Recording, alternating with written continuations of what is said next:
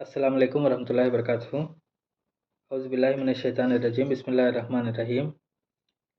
क़ाफ़ वल क़ुरआनिल मजीद बल अजिबू अन जाअहुम मुनज़िरुन मिनहुम फ़क़ालल काफ़िरून हाज़ा शैउन अजीब। अइज़ा मितना व कुन्ना तुराबन ज़ालिका रजउम बईद क़द अलिमना मा तनक़ुसुल अर्ज़ु मिनहुम व इंदना किताबुन हफ़ीज़ बल कज़्ज़बू बिल हक़्क़ि लम्मा जाअहुम फ़हुम फ़ी अम्रिम मरीज़। रब्बि इश्रह ली सदरी व यस्सिर ली अमरी वहलुल उक़दतम मिन लिसानी यफ़क़हू क़ौली। रब्बि ज़िदनी इल्मा सुब्हानका ला इल्म लना इल्ला मा अल्लमतना इन्नका अंतल अलीमुल हकीम। కరుణామయుడు కృపాకరుడు పాలకుడు పోషకుడు మనందరి సృష్టికర్త అయినటువంటి అల్లా పేరుతో ప్రారంభిస్తున్నాను. మిత్రులారా, మీ ముందు పఠించినటువంటి ఆయతులు ఏదైతే ఉన్నాయో సూరతుల్ కాఫ్ సూరా నంబర్ 50 ఆయతులు 1 నుండి 5 వరకు. వాటి యొక్క భావం ఏమిటి అంటే, కాఫ్ దివ్యమైన ఖురాన్ సాక్షిగా, అలా కాదు హెచ్చరిక చేసేవాడు వారి వద్దకు వారిలో నుంచే వచ్చాడనే విషయాన్ని వారికి ఆశ్చర్యం కలిగించింది. కావున సత్యదర్శకాలు ఇలా అన్నారు, ఇది ఆశ్చర్యకరమైన విషయం. మేము మరణించి మట్టిగా మారిపోయిన తర్వాత మరలా సజీవులై రావటం అనేది అసంభవమైన విషయం. వాస్తవానికి వారి శరీరాల నుండి భూమి దేనిని తగ్గిస్తుందో మాకు బాగా తెలుసు, మరియు మా దగ్గర అంతా ఒక సురక్షితమైన గ్రంథంలో రాయబడి ఉంది. కావున వారు సత్యం వారి వద్దకు వచ్చినప్పుడు దాన్ని అసత్యమని తిరస్కరించారు. కాబట్టి వారు ఈ విషయంలో కలవరపడుతున్నారు. ఇది ఈ ఆయతుల యొక్క క్లుప్తమైనటువంటి తర్జుమా అండి. ఇన్షాల్లా దీని గురించి కొన్ని విషయాలు లోతుగా అర్థం చేసుకునేటువంటి ప్రయత్నం చేద్దాము. కొన్ని పదాల భావాలు ఏదైతే ఉన్నాయో అవి కొత్తగా తెలుసుకునేటువంటి విషయాలు మనకి ఇక్కడ కనబడతాయి అన్నమాట. దీంట్లోకి వెళ్ళే ముందు, ఈ సబ్జెక్ట్ ఇక్కడ చెప్పేటువంటి విషయాల్లోకి వెళ్ళే ముందు ఏదైనా ఒక విషయాన్ని మనం నేర్చుకునేటప్పుడు, లేకపోతే ఏదైనా ఒక విషయాన్ని ఆలోచించేటప్పుడు సాధారణంగా మన యొక్క స్వభావం ఏమిటి అంటే, దాని యొక్క అందం గురించి, లేకపోతే దాని యొక్క రుచి, లేకపోతే దాని యొక్క సువాసన, దాని యొక్క బ్యూటీ, దాని యొక్క అలంకరణ గురించి మనం చూసిన తర్వాత దాంట్లోకి సబ్జెక్ట్లోకి వెళ్తాం అనమాట. అంటే ఫర్ ఎగ్జాంపుల్ ఏదైనా ఒక వస్తువు కొనాలన్నా, లేకపోతే ఏదైనా రెస్టారెంట్కి వెళ్ళాలన్నా, ఏమైనా తినాలన్నా సరే ముందు ఏం చూస్తామంటే దాని యొక్క అపీరెన్స్ ఎలా ఉంది అనే దాని గురించి చూసి దాని లోపలికి వెళ్తాం. అలాగే మనం ఖురాన్ చదివేటప్పుడు కూడా ఏమిటి అంటే, కొన్ని విషయాలు మనకు అక్కడ ఉన్నటువంటి స్ట్రక్చర్ ఏమిటి, అక్కడ ఉన్నటువంటి విషయం ఏమిటి అనే దాని గురించి మనకు అర్థమైంది అనుకోండి, దాన్ని బట్టి లోపల ఉన్నటువంటి సబ్జెక్ట్ యొక్క వాల్యూ ఏదైతే ఉందో అది పెరుగుతూ ఉంటుందన్నమాట. సాధారణంగా మీరు మామూలుగా ఖురాన్ అనేది లైన్గా వరుసక్రమంగా అలా చదువుకుంటూ వెళ్ళిపోతే దాని యొక్క రుచి, దాని యొక్క ఫ్లేవర్ అనేది ఒకలా ఉంటుంది. దాని యొక్క ఇంపార్టెన్స్, దాని యొక్క వాల్యూ అనేది ఒకలాగా అర్థమవుతుంది. అదే ఖురాన్ని అది ఏదైతే స్ట్రక్చర్ కలిగి ఉందో, అది ఏదైతే కూర్పులో ఉందో, ఆ కూర్పులోని కొన్ని విషయాలు మనకు అర్థమయ్యాయి అనుకోండి, అప్పుడు వినేటువంటి విషయం యొక్క వాల్యూ ఏదైతే ఉందో అది పెరిగిపోతుంది అనమాట. ఇప్పుడు ఫర్ ఎగ్జాంపుల్ మనం ఇక్కడ చదివేటువంటి సూరా ఏదైతే ఉందో సూరతుల్ కాఫ్ 50వ సూరా. ఈ సూరా ఏదైతే ఉందో ఇది ఒక సమూహపు సూరాలు, గ్రూప్ ఆఫ్ సూరాస్లో ఒక సూరా అనమాట. ఈ సూరా గ్రూప్ సమూహం ఎక్కడి నుండి స్టార్ట్ అవుతుంది అంటే 50వ సూరా దగ్గర నుండి 56వ సూరా దాకా ఇదంతా కూడా ఒక గ్రూప్ ఆఫ్ సూరాస్ అనమాట. అంటే 50వ సూరా దగ్గర నుండి, సూర కాఫ్ దగ్గర నుండి సూర వాఖ్యా దాకా ఇదంతా కూడా ఒక గ్రూప్ అనమాట. ఈ గ్రూప్లో సూరాల్లో ఏమవుతుంది అంటే, కొన్ని సూరాలు రెండు మ్యాచింగ్ సూరాలు ఉంటాయన్నమాట. అంటే ఫర్ ఎగ్జాంపుల్ 50వ సూరా తీసామనుకోండి, 50వ సూరా దేంతో మ్యాచింగ్ కాదు, అది ఒకటి సపరేట్ సూరా. ఓకేనా. 51, 52 సూరాలు ఏదైతే ఉన్నాయో, సూరతు జారియాత్, సూరతు తూర్ ఏదైతే ఉన్నాయో రెండు కూడా జంట సూరాలు అంటాం. అంటే ఖురాన్లో చాలా జంట సూరాలు ఉన్నాయన్నమాట. ఫర్ ఎగ్జాంపుల్ సూరతుల్ ఫలక్, సూరతుల్ నాస్ మువజ్జతైన్ అంటారు. అంటే అవి రెండు జంట సూరాలు అనమాట. అలాగే ఫస్ట్ సూరా, రెండు సూరాలు ఏదైతే ఉన్నాయో అంటే సూరే బఖరా మరియు సూరే ఆల్ ఇమ్రాన్ ఏదైతే ఉన్నాయో అవి రెండు జంట సూరాలు. ఆ రెండిట్లో ఏమిటి అంటే, ఒక దాంట్లో చెప్పినటువంటి సబ్జెక్ట్ మ్యాటర్ యొక్క మిగతా విషయాలు రెండో సూరాల్లో చెప్పడం జరుగుతుంది అనమాట. ఓకేనా. ఇలా రెండు జంట సూరాలు అన్నమాట. అలాగే మనకు దీంట్లో ఈ సిరీస్లో 50 నుండి 56 దాకా ఏమిటి అంటే సూరతు జారియాతు, సూరతు తూర్ 51, 52 జంట సూరాలు. దాని తర్వాత 53, 54 సూరతుల్ కమర్ మరియు సూరతుల్ నజం మరియు సూరతుల్ కమర్ ఏదైతే ఉన్నాయో 53, 54 ఈ రెండు జంట సూరాలు అనమాట. అంటే సూరతుల్ నజంలో ఏదైతే చెప్పాడో విషయాలు, దాని యొక్క కాంప్లిమెంటరీ, దాని యొక్క అడిషనల్ విషయాలు ఏమిటి అంటే సూరతుల్ కమర్లో ఉంటాయి. ఒకటేమో సూరతుల్ నజం అంటే ఏమిటి అంటే నక్షత్రాలు, సూరతుల్ ఖమర్ ఏంటి అంటే చంద్రుడు అని చెప్పేసి, ఓకేనా. అంటే నక్షత్రాలు చంద్రుడు ఆ రెండు అక్కడ పక్క పక్కన వచ్చినాయి, ఓకేనా. ఇప్పుడు 51, 52 అయింది, 53, 54 అయింది. దాని తర్వాత 55 సూర ఏదైతే ఉందో సూరతుల్ రెహమాన్ మరియు సూరతుల్ వాఖ్యా ఏదైతే ఉన్నాయో ఇవి రెండు కూడా జంట సూరాలు అనమాట. సూరతుల్ రెహమాన్ మరియు సూరతుల్ వాఖ్యా. కానీ సూరతుల్ వాఖ్యా యొక్క విషయం ఎలా ఉంటుంది అంటే దాంట్లో కొన్ని విషయాలు సూరతుల్ రెహమాన్తో కాంప్లిమెంటరీగా ఉంటాయి. సూరతుల్ రెహమాన్లో చాలా విషయాలు దాంట్లో సూరతుల్ వాఖ్యాలో రెండు కలుస్తూ ఉంటాయన్నమాట, ఓకేనా. కానీ కొన్ని సబ్జెక్ట్ మ్యాటర్ ఏమిటి అంటే దాంట్లో కొంత పోర్షన్ సూరతుల్ వాఖ్యాలో కొంత విషయం ఏమిటి అంటే అది సూరతుల్ రెహమాన్తో మ్యాచ్ అవ్వదు అనమాట. ఈ సిరీస్లో ఏమిటి అంటే ముందు 50వ సూరా ఉంది కదా, సూరతుల్ కాఫ్ ఉంది కదా, సూరతుల్ కాఫ్ దేంతో కలవలేదు, దాని యొక్క మ్యాచింగ్ లేదు. అటు పక్కన హుజరాత్తో కలవలేదు, ఇటు పక్కన సూరతుల్ జారియాత్లో కలవలేదు. మరి దీని యొక్క మ్యాచింగ్ ఎక్కడ ఉంది, సూరతుల్ కాఫ్ యొక్క మ్యాచింగ్ ఎక్కడ ఉంది అంటే సూర్య వాఖ్యాలో ఏదైతే సూరతుల్ రెహమాన్తో మ్యాచ్ కాకుండా ఉన్నటువంటి విషయాలు ఏదైతే ఉన్నాయో అవన్నీ కూడా ఏమిటి అంటే సూరతుల్ కాఫ్తో మ్యాచ్ అవుతాయి అనమాట, ఓకేనా. సూరతుల్ వాఖ్యాలో రెహమాన్తో మ్యాచ్ అవ్వనటువంటి విషయాలు ఏదైతే ఉన్నాయో అవన్నీ సూరతుల్ కాఫ్తో మ్యాచ్ అవుతాయి అనమాట. అవి అలా కొన్ని లైట్గా మచ్చుకు చాలా మ్యాచ్ అవుతున్నాయి, కొన్ని మచ్చుగా చెప్తాను అనమాట. ఫర్ ఎగ్జాంపుల్ ఇక్కడ చూసినట్లయితే కాఫ్ వల్ ఖురానిల్ మజీద్ అని చెప్పేసి ఫస్ట్ ఆయత్ ఉందండి.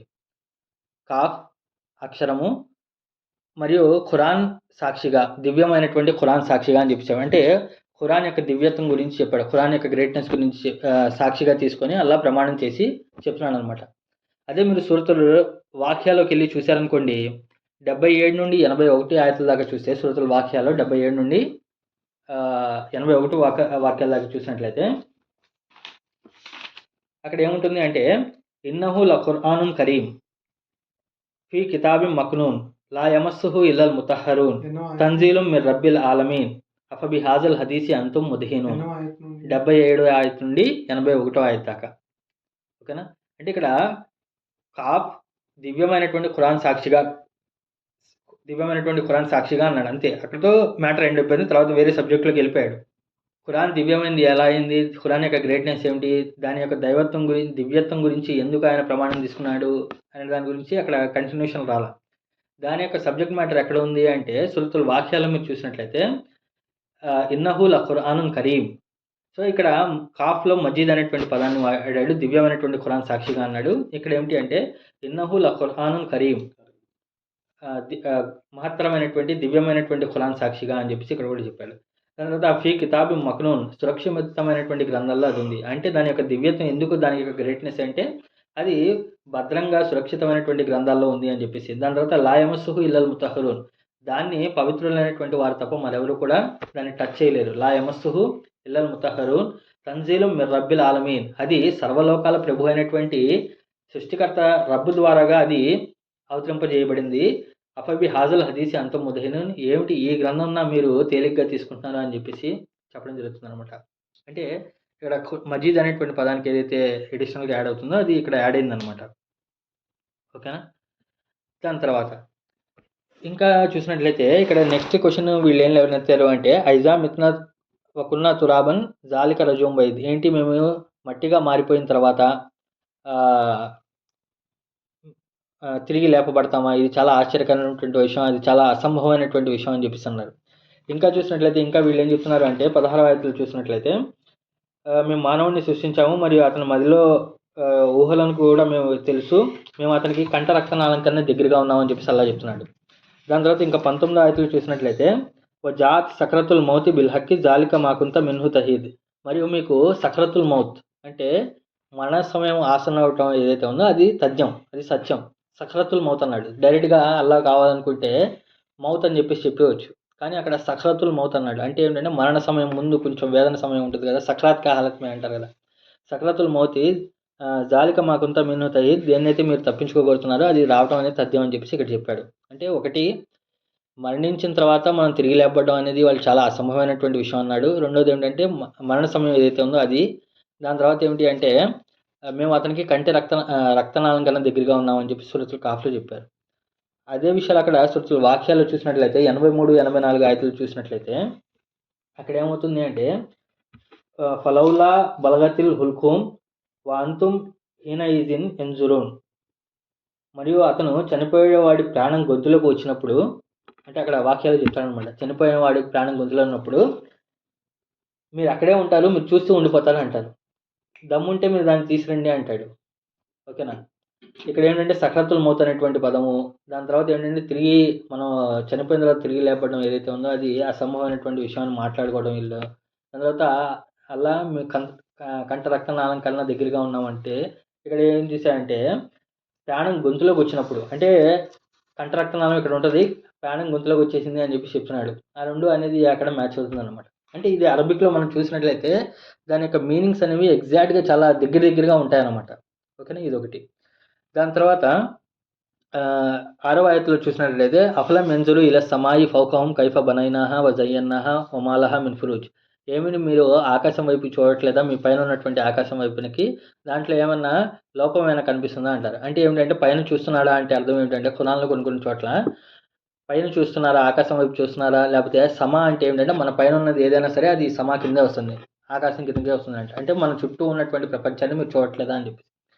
అదే విషయాన్ని సూరతుల్ వాక్యాలో చూసినట్లయితే 56 58వ ఆయతు 63వ ఆయతు అలా మొత్తం అక్కడ లైన్గా చూసుకుంటూ వెళ్తే 58 నుండి 63 ఆయతుల దాకా చూసినట్లయితే మీరు విసర్జించేటువంటి వీర్యాన్ని చూడట్లేదా, దాని నుండి తయారు చేసేవాడు ఎవడు, మీరు నాటేటువంటి విత్తనాల నుండి మొలకలెత్తేవాడు ఎవరు, మీరా మేమా అని చెప్పేసి అడుగుతాడు. దాని తర్వాత పైనుండి ఆకాశం నుండి కురిపించేటువంటి వర్షం మీరు కురిపిస్తున్నారా, నేను కురిపిస్తున్నానా, దాని తర్వాత అగ్ని, దాని తర్వాత వృక్షం, ఇవన్నీ కూడా మీరు చేస్తున్నారా నేను చేస్తున్నారా అని చెప్పేసి క్వశ్చన్స్ ఉంటాయన్నమాట. ఇక్కడ ఏమన్నాడు, మీరు ఈ చుట్టూ ఆకాశాన్ని గమనించట్లేదా అని చెప్పేసి, దాంట్లో ఏమైనా లోపం ఉందా అని చెప్పేసి అంటున్నాడు. దానికి చుట్టూ ఆకాశం అవన్నీ ఎక్కడ ఉన్నాయంటే సూరతుల్ వాక్యాల్లో ఉన్నాయన్నమాట. ఓకేనా? దాని తర్వాత ఇంకా చిన్న ఆశ్చర్యకరమైనటువంటి విషయం అనమాట. మామూలుగా సూరతుల్ వాక్య అనగానే అందరికి ఏం గుర్తుకొస్తుంది, సూరతుల్ వాక్య అని చెప్పి చెప్పంగానే కొంచెం చదివిన వాళ్ళు అనుకోండి, కుడి ఉన్న వాళ్ళు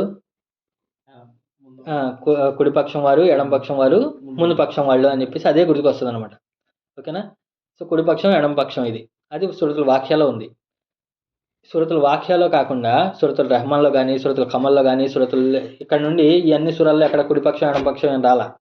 కానీ సూరతుల్ కాఫ్లో ఏమిటి అంటే ఈజీ అతలక్కల్ 17వ ఆయతులు చూసినట్లయితే ఈజీ అతలక్కల్ ముతలక్కి యాని అనిల్ యమీని వాని షిమాలి ఖయీద్. మీ కుడి పక్కన ఒకడు ఎడం పక్కన ఒకడు రాసేవాడు కూర్చొని ఉన్నాడు అని చెప్పేసి ఖయీద్ అంటే అతను కూర్చొని అతను రాసుకుంటూ ఉంటా, అతని కుడి మరియు ఎడమ పక్కలలో కూర్చోండి ప్రతి విషయాన్ని రాసే ఇద్దరు పర్యవేక్షకులు అతనితో కలుసుకున్న తర్వాత గురించి అని చెప్పేసి ఉంటుంది అనమాట. అంటే కుడిపక్షంలో ఒకటి రాస్తున్నాడు, ఇక్కడ ఎడమ భుజం పైన కూర్చొని ఇంకోటి రాస్తున్నాడు. వీళ్ళిద్దరు రాసేవాళ్ళు ఇప్పుడు ఎవడు ఎక్కువ రాస్తే అతను రేపు వాక్యాలు సూరతుల వాక్యాలు ఏమిటంటే వాక్య ప్రకారంగా అక్కడ కుడిపక్షంలో ఉంటాడా ఎడమ పక్షంలో ఉంటాడా అతనికి సెట్ అవుతుంది అనమాట. ఓకేనా? ఇప్పుడు కుడివైపు వాడు బాగా రాశాడు అనుకోండి, బాగా ఎక్కువ రాశాడు అనుకోండి, అంటే పుణ్యకార్యాలు ఎక్కువగా చేసుకొని ఉంటే రేపు పొద్దున అక్కడ ఏమిటి అంటే కుడివైపు వాళ్ళలో ఉంటాడు.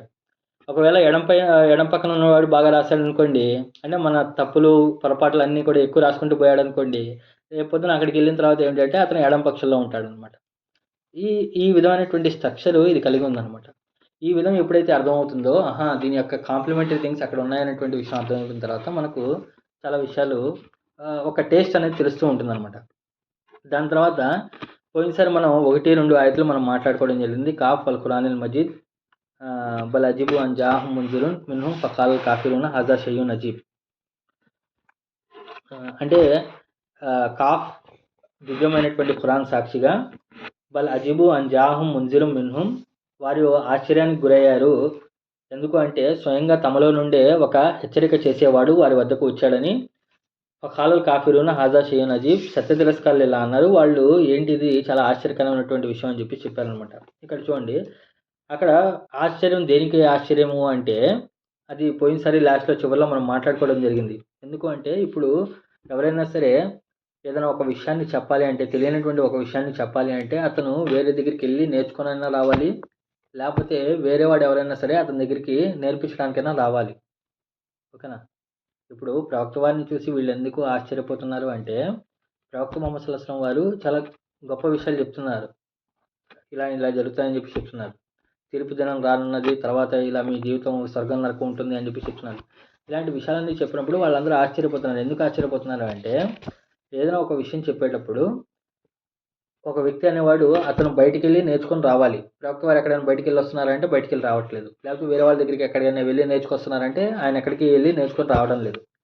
పోనీ నేర్పించేవాడు ఎక్కడైనా బయట నుండి వచ్చి ఈయనకి నేర్పించి వెళ్ళాలి. అలా ఏమైనా జరుగుతుందా అంటే అలా కూడా జిబ్రైల్ అమీస్ వారు వస్తున్నారు కానీ వీళ్ళకి కనబడట్లేదు. కాబట్టి ఈ విషయం వాళ్ళకి ఆశ్చర్యానికి గురి చేసిందనమాట. సో ఈ విధంగా ఆశ్చర్యానికి ఉన్నారు. దాని తర్వాత ఏమిటంట భయపెట్టేటువంటి వాడు వాళ్ళలో నుండే వచ్చాడు అని చెప్పేసి, ఓకేనా. స్వయంగా వాళ్ళ నుండే భయపెట్టేవాడు వచ్చాడని చెప్పి వాళ్ళకి ఆశ్చర్యం వేసింది. దాంట్లో అందరూ చెప్పలా. మళ్ళీ దాంట్లో ఎవరైతే సత్యతిరస్కారులు ఉన్నారో, కాఫిరూన్ సత్యతిరస్కారులు ఎవరైతే ఉన్నారో వాళ్ళు ఇది చాలా ఆశ్చర్యకరమైనటువంటి విషయం అని చెప్పి చెప్పారనమాట, ఓకేనా. దాని తర్వాత ఇప్పుడు మూడో ఆయత దగ్గర నుండి చూసినట్లయితే ఈరోజు ఆ ఇజా మిత్నా వకున్నా తురాబన్. ఆ అంటే ఏమి, ఇజా అంటే ఎప్పుడైతే, మిత్నా అంటే చనిపోవటం, మేము చనిపోవటం, వా అంటే మరియు, కున్నా అంటే అయి ఉండటం, తురాబన్ అంటే మట్టి. ఏమిటి, మేము చనిపోయి మట్టిగా మారిపోయిన తర్వాత కున్నా తురాబన్ జాలిక రజూం బైద్, తిరిగి లేపబడతామా అంటే దాంట్లో ఇండైరెక్ట్గా క్వశ్చన్ అనమాట. తిరిగి లేపబడతామా అనేటువంటి చెప్పలేదు. ఇప్పుడు ప్రవక్త వారు దేని గురించి హెచ్చరిస్తున్నారు అంటే ఈ లోకం తర్వాత మరొక లోకం ఉంది. ఈ లోకంలో మీరు మంచి పనులు చేసుకుంటే మీకు మంచి ప్రతిఫలం ఉంటుంది, చెడు పనులు చేస్తే దానికి శిక్ష ఉంటుంది అని చెప్పేసి ఆయన హెచ్చరిస్తున్నారు, ఓకేనా. సో ఆయన హెచ్చరిస్తున్నప్పుడు దాన్ని వెటకారంగా అంటే ఎదుటివాడిని ఎదవ చేయడానికి మామూలుగా ఏంటంటే సాధారణంగా క్వశ్చన్ రూపంలో అడుగుతారనమాట. సో ఇప్పుడు ఎవరైనా వెళ్ళి క్లాస్లో మంచిగా మార్కులు రానివాడు ఎవరైనా మామూలుగా సాధారణంగా వెళ్ళి అరే నాకు ఆ లెక్క వచ్చి నేను లెక్క చెప్తాను రా అన్నాడు అనుకోండి, ఏంటి నువ్వు నాకు లెక్క చెప్తావా, నువ్వు చెప్తావా అంటే అక్కడ ఏంటంటే వెటకారంగా మాట్లాడుతున్నట్టు అనమాట, ఓకేనా. లేకపోతే నేను ఎంత కావాలో అడుగు నేను నీకు ఇస్తాను అంటే ఏంటి నువ్వు ఇస్తావా నాకు అన్నట్టుగా మనం మాట్లాడడం చూస్తారా, అంటే వెటకారంగా. అలాగే ఏమిటి అంటే వాళ్ళు కూడా వెటకారంగా ఏం మాట్లాడుతున్నారంటే ఏంటి మేము చనిపోయి మట్టిగా మారిపోయిన తర్వాత నువ్వు చెప్పేటువంటి స్వర్గము నువ్వు చెప్పేటువంటి నరకం ఉన్నాయంటావా అసలు అని చెప్పేసి. జాలిక రజోం బైద్, జాలిక అంటే అది, రజోన్ అంటే ఏమిటంటే తిరిగి రావటం, మరలటం. రజా అంటే ఏమిటంటే మరలటం, తిరిగి రావటం ఏదైతే ఉందో దాన్ని రజా అంటారనమాట. బైద్ అంటే ఏమిటంటే చాలా సుదూరమైనటువంటి విషయము, అసంభవమైనటువంటి విషయం అని చెప్పి అర్థం అనమాట. బైద్ అనేటువంటి పదం అరబ్బులు దేనికి వాడేవాళ్ళు అంటే ఏదైనా ఒక అసంభవమైనటువంటి విషయం సంబోధించడానికి వాడేవాళ్ళు అనమాట.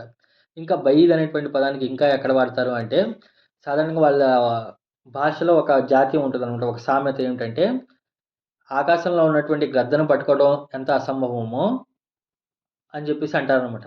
ఆకాశంలో ఉన్నటువంటి గ్రద్దను పట్టుకోవటం మాదిరిగా అంటారనమాట. అంటే ఏంటంటే ఇప్పుడు ఆకాశంలో గ్రద్దను మనం పట్టుకోగలమా, దాన్ని బైద్ అనేటువంటి పదంతో వాళ్ళు వాడేవాళ్ళు అనమాట, ఓకేనా. సో అంటే ఏమిటంటే ఇప్పుడు నువ్వు చెప్పేటువంటి స్వర్గము నరకము ఏదైతే ఉన్నాయో మనం చనిపోయి మట్టిగా మారిపోయిన తర్వాత దానికి వెళ్ళటం అనేది అది అసంభవమైనటువంటి విషయం అని చెప్పి చెప్పాను అనమాట.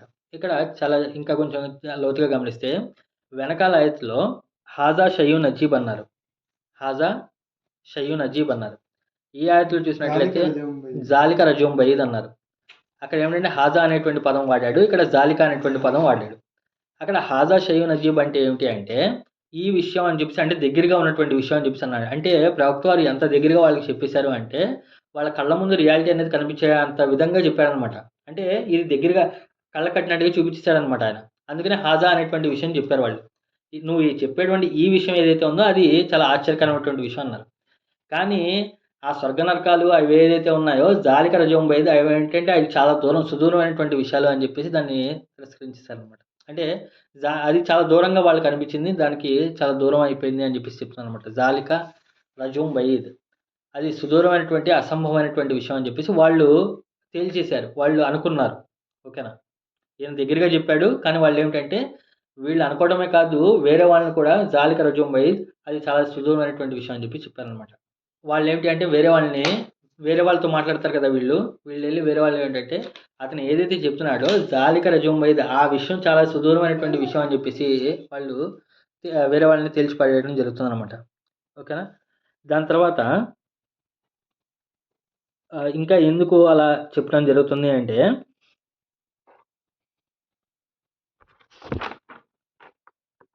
ఇక్కడ చూడండి. ఇప్పుడు ఏదైతే మనిషి మట్టిగా మారిపోయిన తర్వాత అంటే ఇప్పుడు మనం అనుకోండి ఇప్పుడు చనిపోతే ఇక్కడ నుండి మనకు టైం కౌంట్ అవుతుంది, కానీ మనకన్నా ఎన్నో ఏళ్ళ క్రితం కొన్ని వందల సంవత్సరాలు, వేల సంవత్సరాల కింద చనిపోయినటువంటి వాళ్ళు ఉన్నారు.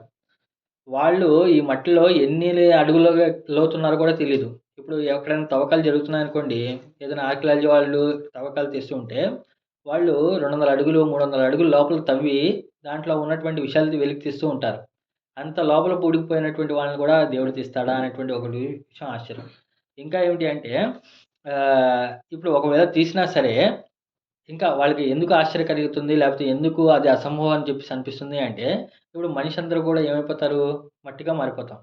ఇప్పుడు మట్టిగా మారిపోయిన తర్వాత మట్టి మట్టి అయిపోతుంది కదా! ఈ మట్టి మొత్తంలో కూడా తీసిన తర్వాత దాంట్లో నా శరీరం అవయవాలు కొంతుంటుంది. శరీర అవశేషాలు కొన్నుంటాయి. కొన్నేమో సాధారణ మట్టి కలిసిపోయి ఉంటది. ఇప్పుడు తీసిన తర్వాత దాంట్లో నా మ్యాటర్ ఏమిటి? నా ఆర్గానిక్ మ్యాటర్ ఏమిటి? బయట నుండి కలిసినటువంటి వేరే నేను ఒకవేళ మట్టిగా మారిపోయిన తర్వాత నన్ను వేరు చేయాలన్నా సరే నేను ఒకే చోట ఉంటే లేకపోతే ఒకే దీంట్లో ఉంటే తీయడానికి బాగుంటది. కానీ అంతా కలగాపులం అయిపోయి కలిసిపోయిన తర్వాత ఎలా తీస్తారు ఏంటి అని చెప్పి చెప్తున్నాను.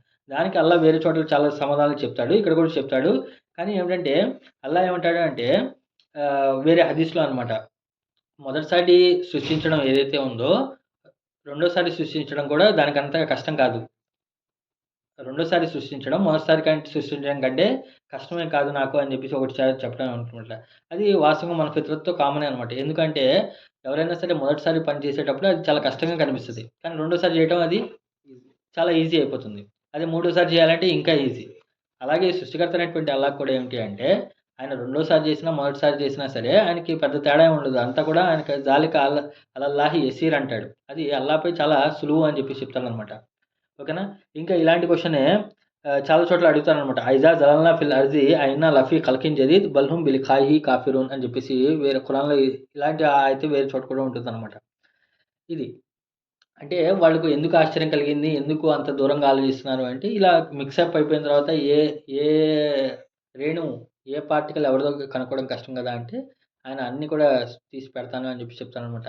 ఇంకా వేరే హదీస్‌లో ఏముంటుంది అంటే ప్రతి ఆదం సంతానంలో ప్రతి ఒక్కడు కూడా చనిపోతాడు. భూమి ఆదం బిడ్డలని అంతటిని తినివేస్తుంది. కానీ అతని యొక్క ఈ వెన్నెముక్క ఏదైతే ఉందో, దేంతో అయితే అతను సృష్టించబడ్డాడో అది మాత్రం తినదు. మరి దాంతోనే అతను తిరిగి లేపబడతాడు అని చెప్పేసి చెప్తాడనమాట. వెన్నుపూస ఏదైతే ఉందో స్పైన్ అని చెప్తారు కదా! స్పైన్ ఏదైతే ఉందో ఆ స్పైన్ ద్వారానే వెన్నుముక్క అంటారనమాట. ఆ వెన్నుముక్కతోనే తిరిగి లేపబడతారు అని చెప్పేసి చెప్పడం జరుగుతుందనమాట. ఓకేనా? ఇది. ఇంకా ఏమిటి అంటే తర్వాత 4వ ఆయత్ చూసినట్లయితే ఖద్ అలిమ్నా మా తన్కుసుల్ అర్జు మిన్హుం వ ఇందనా కితాబున్ హఫీజ్. ఖద్ అంటే వాస్తవంగా, నిశ్చయంగా, అలిమ్నా అంటే మాకు తెలుసు, మా తన్కుసుల్ అర్జు ఏదైతే భూమి మింగివేస్తుందో, ఏదైతే భూమి తగ్గిచ్చేస్తుందో, అర్జు భూమి ఏదైతే తగ్గిచ్చేస్తుందో మిన్హుం వారిలో నుండి వ ఇందనా కితాబున్ హఫీజ్ మరియు మా దగ్గర ఒక దాయబడినటువంటి పుస్తకం ఉంది, భద్రపరిచేటువంటి పుస్తకం ఉంది అని చెప్పి చెప్తున్నానమాట. ఇప్పుడు వాళ్ళు వెటకారంగా ఏమన్నారు? ఏంటి మేము చనిపోయి మట్టిగా మారిపోయిన తర్వాతనా?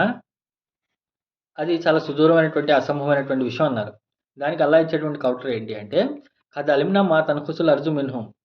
మాకు తెలుసు భూమి ఏది తగ్గిచ్చేస్తుందో. అంటే మీ శరీరం నుండి ఏ ఏ ఏ మ్యాటర్స్‌ని తగ్గిచ్చేస్తుందో అది మాకు బాగా తెలుసు.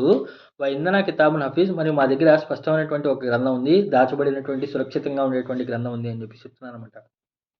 ఇక్కడ తన్కుజు అనేటువంటి పదం ఏదైతే ఉందో అది ముజారేలో యూజ్ చేశారనమాట. అంటే ఏంటంటే ప్రెజెంట్ టెన్స్‌కి, ఫ్యూచర్ టెన్స్‌కి రెండిటికి ఉపయోగపడుతుందనమాట. అంటే అల్లాహ్ వాళ్ళకి 2 విధాలుగా కౌంటర్ ఇస్తున్నాడండి. ఒకటేమిటి అంటే వాళ్ళు ఏ విధంగా అయితే వెటకారంగా మాట్లాడుతున్నారో అదే స్టైల్‌లో ఏమిటి అంటే మాకు తెలుసు భూమి ఏదైతే తగ్గిస్తుందో మీ నుండి భూమి ఏది తగ్గిస్తుందో మాకు బాగా తెలుసు అంటాడు కదా! అంటే ఏమిటి అంటే వాళ్ళకి ఏదైతే వ్యాపార సామ్రాజ్యం ఏదైతే ఉందో పక్కా ఖురైషీలకి లేకపోతే మక్కా వాసులకి ఏదైతే ఉందో భూమి మీ నుండి ఏమేమి లాగేస్తుందో, భూమి ఏదైతే మీకు తగ్గిపోతుందో అది మాకు బాగా తెలుసు అంటాడనమాట. అంటే ఆ రోజు కాలంలో మక్కా వాళ్ళకి చాలా ఇన్‌ఫ్లుయెన్స్ అనేది ఎక్కువ ఉందనమాట. ముస్లింలు ఎవరైతే ఉన్నారో వాళ్ళకి చాలా తక్కువగా ఇన్‌ఫ్లుయెన్స్ అనేది ఉంది. కానీ అల్లాహ్ వాళ్ళకి వెటకారంగా ఏం మాట్లాడాడు అంటే మీ యొక్క ఇదేదైతే ఉందో, మీ యొక్క ఇన్‌ఫ్లుయెన్స్ ఏదైతే ఉందో అది భూమి పైన ఎంత తగ్గిస్తుందో అది మాకు తెలుసు, బాగా తెలుసు అంటాడు. ఓకే. అర్థమైందా ఈ విషయం? అంటే ఖురైషుల యొక్క పట్టు ప్రపంచం పైన తగ్గిపోతుంది అనేటువంటి విషయాన్ని ఇండైరెక్ట్‌గా తనఫుజుల్ అర్జు అంటే ఏమిటి అంటే తగ్గించడం. భూమిపైన వారి యొక్క ఇన్‌ఫ్లూయెన్స్ ఏదైతే ఉందో, వారి యొక్క సామర్థ్యం ఏదైతే ఉందో అది తగ్గిపోవడం. ఖద్ అలిమ్నా మా తనఫుసుల్ అర్జు భూమిపైన ఏమేమైతే తగ్గిపోతుందో మాకు బాగా తెలుసు. ఇంధన కితాబుల్ హఫీజ్ మా దగ్గర భద్రపరిచినటువంటి ఒక పుస్తకం ఉంది అని చెప్పి చెప్తున్నాననమాట. దాని తర్వాత ఇంకా అది ఇండైరెక్ట్ మీనింగ్. డైరెక్ట్ మీనింగ్ చెప్తే ఏమిటి అంటే, సో మీరు మట్టిలో ఇదైపోయిన తర్వాత కూడా, అంటే మట్టిలో మీరు కలిసిపోయినా సరే, మట్టిలో మీరు క్షీణించిపోయినా సరే, భూమి మీలో నుండి ఏది తగ్గిస్తుందో అది మాకు బాగా తెలుసు. అంటే మీరు ఏమైతే అది ఇందాక చెప్పాను కదా, బాడీ ప్రతి ఆదం సంతతి యొక్క ప్రతి భూమి ప్రతి బాడీలో అన్నీ తినేస్తుంది, కానీ ఒక వెన్నుముక్క అనేది తినదు. దాంతో నుండి అతను తిరిగి లేపబడతాడు అని చెప్పేసి చెప్తానమాట. ఓకేనా. దాని తర్వాత వైందన కితాబుల్ హఫీజ్, మరియు మా దగ్గర కితాబు పుస్తకం అనేది గ్రంథం అనేది ఉంది. అది ఎలా ఉంది అంటే హఫీజ్, హఫీజ్ అనేటువంటి పదాన్ని వాడాడు అనమాట. ఈ హఫీజ్ అనేటువంటి పదం ఎలాంటిది అంటే హఫీజ్ అండ్ మహఫూజ్. ఆ పుస్తకం ఎలాంటిది అంటే దాంట్లో అన్నింటినీ కూడా సురక్షితంగా భద్రపరుస్తుంది, మరి స్వయంగా అది కూడా భద్రపరిచి ఉంటుంది అనమాట. అంటే మనం ఏదైతే చేస్తామో అది ఆ పుస్తకంలో హఫీజ్ రాయబడి ఉంది, సురక్షితంగా ఉంది. మళ్ళీ అది సురక్షితంగా ఉంది, సరే బాగానే ఉంది. మరి ఆ పుస్తకాన్ని సురక్షితంగా ఎవరు పెడతాడు? హఫీజు మహఫూజు రెండు అదే అనమాట. అంటే మా దగ్గర ఆ పుస్తకం ఉంది, ఆ పుస్తకం ఏమిటి అంటే అది సురక్షితంగానే ఉంటుంది, దాన్ని సురక్షించేటువంటి వాళ్ళం మేమే అని చెప్పి చెప్తాను అనమాట. ఇది ఈ ఆయత్ అనమాట, 4వ ఆయతు. దాని తర్వాత ఇందాక ఆయతలో చూసినట్లయితే అక్కడ శరీరం క్షీణించిపోతుంది, మట్టి తినేస్తుంది అని చెప్పి చెప్పాను అనమాట. మేము మరణించిన తర్వాత మమ్మల్ని మట్టిగా మారిపోయిన తర్వాత అని చెప్పేసి అన్నారు కదా. శరీరం క్షీణించిపోతుంది, మట్టి తినేస్తుంది అన్నారు. కానీ ఈ ఆయతలో ఏమిటి అంటే గ్రంథం ఒకటి ఉంది, పుస్తకం ఒకటి ఉంది, అది సురక్షితంగా ఉంది అని చెప్పి చెప్తాను అనమాట. అక్కడ వెనకాల ఆయతలో శరీరం అనేది క్షీణించిపోయింది. ఈ ఆయతలో ఏమిటంటే మనం ఏదైతే కర్మలు చేసామో కర్మలు చేసేటువంటి పుస్తకం సజీవంగా ఉంటుందన్నమాట, సురక్షితంగా ఉంటుంది. అంటే శరీరం క్షీణించిపోయినా సరే పుస్తకం అనేది భద్రంగా ఉంచుతున్నాము అని చెప్పేసి అక్కడ చెప్పడం జరుగుతుందన్నమాట. అంటే పక్కపక్కన ఆయతలు ఏమిటంటే ఈ విధంగా శరీరం క్షీణించినా సరే ఆ పుస్తకం మాత్రం మనం చేసేటువంటి కర్మలు ఏదైతే ఉందో ఆ కర్మలు మాత్రం క్షీణించిపోవు అని చెప్పేసి చెప్తున్నాను అనమాట. దాని తర్వాత సో కానీ ఇదంతా కూడా ఏమిటంటే ఫస్ట్ ఏమిటంటే వాళ్ళు మాట్లాడారు, దాని తర్వాత వాళ్ళు అనుకున్నారు బల్ అజీబు అని జాహం ఫకాల్ కాఫిరూన్ హజా చేయను అజీబు, వాళ్ళు ఇది చాలా ఆశ్చర్యకరమైన విషయాన్ని అని చెప్పి నోటి ద్వారాగా చెప్పారు. దాని తర్వాత ఏమిటి అంటే వాళ్ళు జాలిక రజోం బయీద్, ఇది చాలా సుదూరమైనటువంటి విషయం అని చెప్పేసి బయటికి వెళ్ళి ప్రాపగేట్ చేశారు.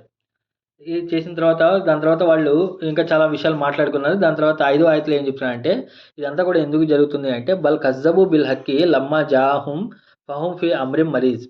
బల్ అంటే అలా కాదు, కజ్జబు అంటే వారు అసత్యం అని చెప్పేసి ప్రాపగాండా చేస్తున్నారు. ఇక్కడ ఖురాన్లో ఏమిటి అంటే ఈ కొన్ని పదాలు మనం బాగా తెలుసుకోవాలన్నమాట. కుఫర్ చేయడం ఒకటి, తిరస్కరించడం ఒకటి, అబద్ధం అని చెప్పేసి తృణీకరించడం ఇంకోటి. ఖురాన్లో ఏమిటి అంటే కజ్జబు అనేటువంటి పదం ఎప్పుడైతే వచ్చిందో అది చాలా పెద్ద నేరం అనమాట. కఫరుకి ఎప్పుడు నేరం అని చెప్పలా. అంటే నీకు నచ్చకపోతే అది దాన్ని తిరస్కరించు, అది పెద్ద విషయం లేదు. కానీ కజ్జబు ఎవరైతే ఉన్నారో వాళ్ళు చాలా దూరం అనమాట. అంటే ఏంటంటే వాళ్ళకు బాగా తెలిసిన తర్వాత కూడా తిరస్కరించడమే కాదు, ఆ తిరస్కరించినటువంటి విషయాన్ని ఏమిటి అంటే వేరే వాళ్ళ ముందు అబద్ధంగా ప్రెజెంట్ చేయటం, దాన్ని అబద్ధం అని చెప్పేసి నలుగురికి ప్రాపగేట్ చేయడం ఏదైతే ఉందో అది. సో ఇక్కడ ఏం చేస్తున్నారు అంటే బల్ కజ్జబు, వాళ్ళు దాన్ని అసత్యం అని చెప్పేసి తిరస్కరించారు. బిల్ హక్కి, దేనిని బి అంటే తో, హక్కి అంటే ఏమిటంటే వాస్తవం, యథార్థం. ఇక్కడ హక్ అనేటువంటి పదానికి సాధారణంగా ఏమిటంటే అరబీ పరిభాషలో 4 మీనింగ్స్ ఉంటాయి అనమాట. సింపుల్గా 4 మీనింగ్స్ అనమాట. ఒక విషయం ఏమిటి అంటే హక్ అంటే ఏమిటి అంటే ఏదైతే ప్రూఫ్లు చూసిన తర్వాత, అంటే రుజువులు చూసిన తర్వాత కంక్లూజన్కి ఏదైతే వస్తామో దాన్ని హక్ అంటారనమాట. అంటే ఏదైనా ఒక నిదర్శనం చూసాము, ఏదైనా ఒక రుజువు చూసిన తర్వాత ఇది సత్యం అని తెలిస్తే దాన్ని ఏదైతే ఉందో దాన్ని హక్ అంటారనమాట. ఓకేనా. రెండో దాన్ని ఏమిటి అంటే దానికి ఆపోజిట్ ఏమిటి అంటే రుజువు లేని దాన్ని, ప్రమాణం లేని దాన్ని ఏమంటారంటే బాతిల్ అంటారు. ఓకేనా. సో వాళ్ళు ఏదైతే ఆధారం లేకుండా ఎవరినైతే వారు ఆరాధిస్తున్నారో అది బాతిల్ అంటాడు. ఖురాన్లో మీరు చూసుంటారు, ఏ ప్రమాణం లేకుండా వాళ్ళు ఏదైతే ఆరాధిస్తున్నారో అది బాతిల్ అంటాడు అనమాట. ఇంకో రెండో మీనింగ్ ఏమిటి అంటే రియాలిటీ, ఏదైతే ఉనికిలో ఉందో దాన్ని హక్ అంటారనమాట. ఏదైతే ఉనికిలో ఉందో దాన్ని హక్కు అంటారనమాట. ఏదైతే ఉనికిలో లేదో దాన్ని బాతిల్ అంటారనమాట. ఓకేనా? ఈ ఉనికిలో ఉండటం అనే దాని పదం నుండి హకీకా అనేటువంటి పదం వచ్చిందనమాట. హకీకా అంటే ఏంటంటే అది యథార్థంగా ఆహ్, ఉంది అని జెప్పేసి. ఓకేనా? దాని తర్వాత మూడో హక్కు అనేటువంటి పదానికి మూడో అర్థం ఏమిటి అంటే హక్కులు. హుకూకుల్ వాలిదైన్ అంటారు. అంటే తల్లిదండ్రుల హక్కులు, హుకూకుల్ అంబియా లేకపోతే హుకూకుల్ ఇన్సాన్ పక్కన వాళ్ళ హక్కులు ఏదైతే ఉన్నాయో దాన్ని హక్కు అనేటువంటి పదం వాడతారనమాట. నాలుగోది ఏమిటి అంటే పర్పస్‌ఫుల్‌నెస్ అంటే ఏమిటి అంటే దాని యొక్క ప్రయోజనం గురించి చెప్పడం అనమాట. అంటే ప్రతి విషయం ఏమిటి అంటే ఒక ప్రయోజనంతో సృష్టించబడింది అని చెప్పి చెప్తాననమాట. అంటే ఉద్దేశం లేదా ప్రయోజనం ఏదైతే ఉందో అది. సో, ఇప్పుడు ఖురాన్‌లో కూడా ఏమంటాడు అంటే ఇది మా ఖలక్నా సమావాతి వల్ అర్జ వమా బైనహుమా బిల్ హక్కీ వమా ఖలక్నాహుమా ఇల్లా బాతిలా అంటాడు. లేకపోతే లైబా అని చెప్పేసి అంటాడనమాట. అంటే ఈ సృష్టిలో ఉన్నటువంటి ప్రతిదాన్ని ఏమిటంటే మేము ఒక ఉద్దేశం కొరకు సృష్టించాము అంటాడనమాట. ఇప్పుడు ఈ 4 మీనింగ్ చూసినట్లయితే ఒకటి రుజువులు చూసిన తర్వాత వచ్చేటువంటి కంక్లూజన్ ఏదైతే ఉందో దాన్ని హక్కు అంటారనమాట. ఇప్పుడు ఈ సత్యదర్శకాలు ఎవరైతే ఉన్నారో ప్రవక్త వారు అంతా విడమర్చి బాగా చెప్పిన తర్వాత కూడా దాన్ని రుజువుకి వచ్చేసారు. దాని కంక్లూజన్‌కి వచ్చేసారు. అయినా గాని దాన్ని తిరస్కరిస్తున్నారు. ఇదొకటి. రెండోది ఏమిటి అంటే రియాలిటీని అంటే ఏదైతే ఉనికిలో ఉందో దాన్ని తిరస్కరిస్తున్నారనమాట. అంటే అక్కడ చుట్టూ ఉండేటువంటి విషయాలు ఏదైతే ఉన్నాయో రియాలిటీలో ఏదైతే కనిపిస్తున్నాయో దాన్ని వాళ్ళు తిరస్కరిస్తున్నారన్నాడు. మూడోదేమిటి అంటే ఇస్లాం ఏం నేర్పిస్తుంది అంటే వేరే వాళ్ళ హక్కులు చెల్లించాలి. తల్లిదండ్రుల హక్కులు, అనాథుల హక్కులు, వితంతువుల హక్కులు ఇవన్నీ చెల్లించాలి. దాన్ని కూడా వాళ్ళు తిరస్కరిస్తున్నారని అర్థం. దాని తర్వాత ఇలా తిరస్కరించుకుంటూ పోతే ఏమవుతుంది అంటే వాళ్ళ జీవితంలో ఇంకా ఏం పర్పస్ అనేది ఉద్దేశం అనేది మిగలదు. వారి జీవిత లక్ష్యం ఏమిటి అంటే ఏమి ఉండదనమాట. ఊరికే తినటం, తిరగటం, గాలికి తిరగటం ఇదే ఇక్కడే ఎంజాయ్ చేయడం, చనిపోవడం అనేది. సో, ఈ విధంగా ఏమిటి అంటే బల్ కజ్జబు బిల్ హక్కీ వారు ఈ విధంగా తమ యొక్క ఉనికిని తిరస్కరిస్తున్నారు. అబద్ధం అని చెప్పేసి చెప్తున్నారు. దాని తర్వాత వాళ్ళు ఇరుగు పొరుగు వాళ్ళ యొక్క హక్కుల్ని తిరస్కరిస్తున్నారు. రియాలిటీని తిరస్కరిస్తున్నారు అని చెప్పి చెప్పాననమాట. లమ్మా జాహుం అంటే ఏదైతే వారి వద్దకు వచ్చిందో ఫహుం ఫీ అమ్రిన్ మరీజ్ కావున వారు ఆహ్, ఏదైతే కలగాపులగమైనటువంటి విషయంలో ఆహ్, ఏమంటారు దాన్ని? కలవరపడుతున్నారు అని చెప్పేసి అన్నారు. మరీజ్ అనేటువంటి పదానికి అర్థం ఏమిటి అంటే కన్‌ఫ్యూజ్ అవ్వటం, తారుమారు చేయటం ఏదైతే ఉందో క్లారిటీ లేకుండా ఉండటం ఏదైతే ఉందో దాన్ని మరీజ్ అంటారనమాట.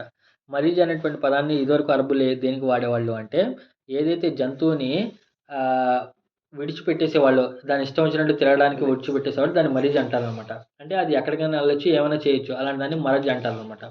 అలాగే ఖురాన్‌లో ఏమిటంటే మరజల్ బహరైని యల్తఖియాన్ బైనహుమా బర్జఖుల్ లా యబ్గియాన్ అంటే 2 సముద్రాలను మేము కలవడానికి వదిలిపెట్టేసాము అంటాడు కదా! మరజల్ బహరైన్ అంటాడు.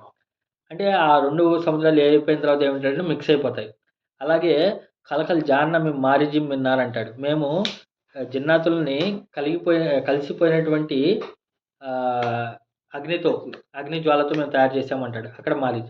ఇప్పుడు మరీజ్ అంటే ఏమిటి అంటే కన్‌ఫ్యూజన్. వాళ్ళేంటంటే అనేక ఆలోచనలు మైండ్‌లో పెట్టుకొని లేకపోతే అనేక రకాలైనటువంటి భావజాలాలు లోపల పెట్టుకొని ఏమిటంటే కన్‌ఫ్యూజ్ అయిపోయారు.